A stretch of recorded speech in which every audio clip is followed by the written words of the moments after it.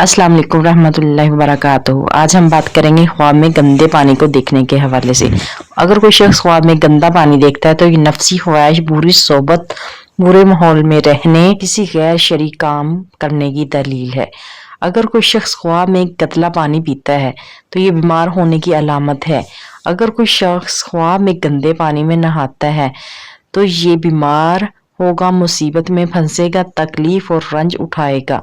अगर कोई शख्स ख्वाब में गंदे पानी में चलता है या डूबता है तो मुश्किल हालात और फितनों में मुब्तला होने की निशानी है।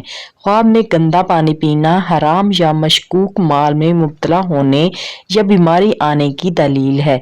गंदे पानी को देखना मगर ना छूना ये इस बात की अलामत है कि कोई बहुत बड़ी परेशानी सामने आएगी, लेकिन ख्वाब देखने वाला इससे बच जाएगा। घर के अंदर गंदा पानी आता देखना घरेलू झगड़ों, रुकावटों और बीमारी की निशानी है। गंदे पानी का साफ हो जाना ये इस बात की दलील है कि इंसान की परेशानियां खत्म होंगी और हालात बेहतर होंगे। तो सब्सक्राइब करके बेल नोटिफिकेशन को ऑन कर दें ताकि हर नई आने वाली वीडियो आप तक सबसे पहले पहुंच सके।